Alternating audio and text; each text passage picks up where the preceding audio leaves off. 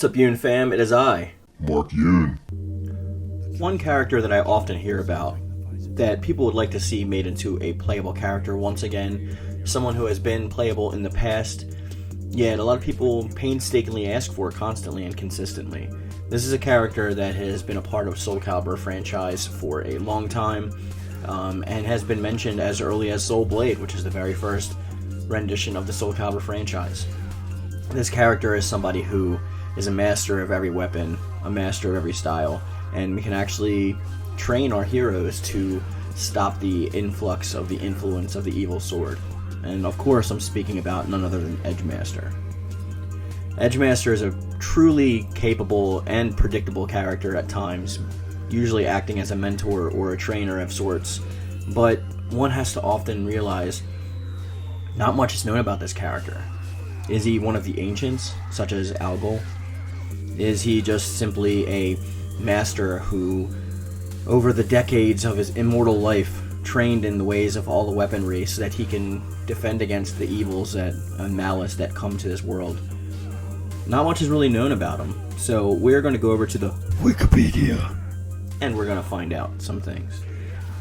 So we're going to talk about this character as a whole, implications of this character, and such other things as, is it possible for him to return? So we obviously have his abilities. Edgemaster is potentially the most skilled fighter in the series. He has mastered every fighting style in the Soul series perfectly.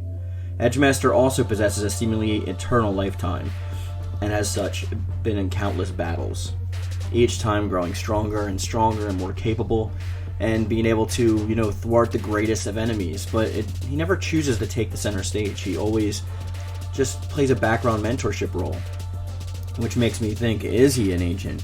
Was he one of these characters who is not supposed to interact with humanity? Somebody who is there to play a background role properly of the race that came before us? There's a lot of stuff that brings up more questions than it actually provides answers, but his role in Soul Calibur is as follows. Edgemaster has a mysterious past. He is renowned for his skill with various weapons, and his past and real name are known only to himself. He served as an advisor and teacher to Ling Shangsu martial arts at the Ling Shangsu Temple, who would descend from the mountain only to participate in the temple's holy artifact succession ceremony and train their inheritors.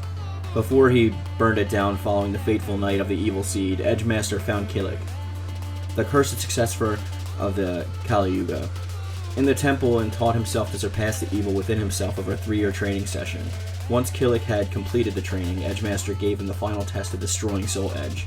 But after Kilik left on his journey to purify himself and the Kali Yuga, Edgemaster began to feel uneasy. Although his motives are unknown, he broke his silence and departed on a quest of his own.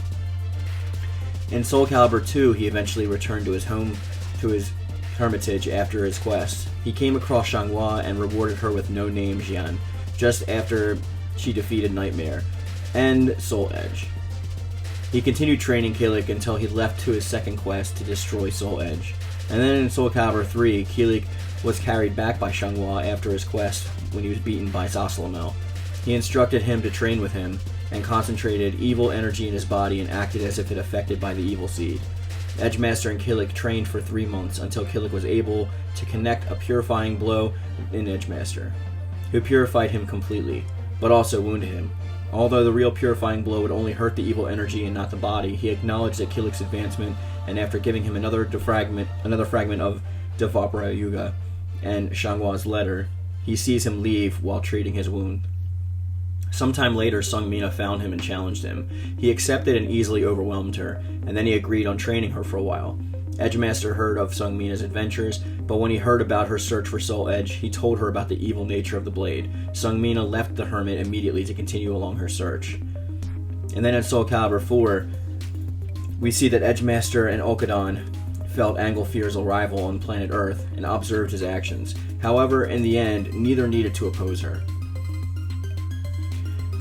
Soul Calibur 5 sees the events leading up to Soul Calibur 5. Obviously, Edgemaster had encountered Maxi and taught him to control the power of the shard of the Soul Edge that remained in his body. Sensing that the time had come, he told Maxi that Kilik's life was in danger, and the only way he could be saved was to bequeath the Kali Yuga to Shiva.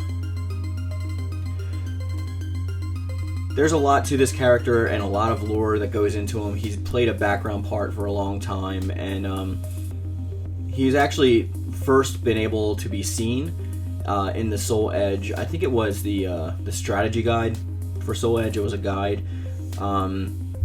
Let's actually go over to Masayuma on Twitter and we can see what he says. It says, not even his apprentice Keelik knows the true name of the eternal living Edgemaster. In Soul Calibur 2, you can get a glimpse of his old quote-unquote self, which shows him as a younger man, obviously. And then he says, the first time Edgemaster appeared was in Soul Blade's strategy book. It was also cool seeing him wearing a coat with that time, was it not? And we see Edgemaster wearing a coat. Another fun fact about Edgemaster is that he and Cervantes both share the same birthday, which was just recently, I believe. I think it was the 2nd of January. I think it was yesterday. The 2nd of January, if I'm not mistaken. And the director says that Cervantes and Edgemaster share the same birthday, so there was once a theory that they were both the same person, of which this theory he laughs at, obviously making it untrue, and there's more evidence to it not being true than being true, so I agree with that. But there's a lot to this character. There's a lot of lore behind him, and a lot of people want to see him playable again.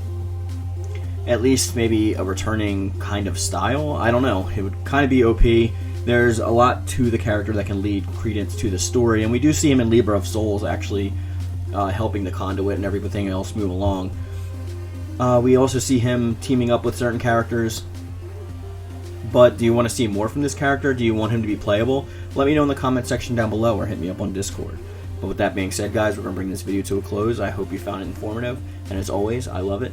Thank you. And thank you.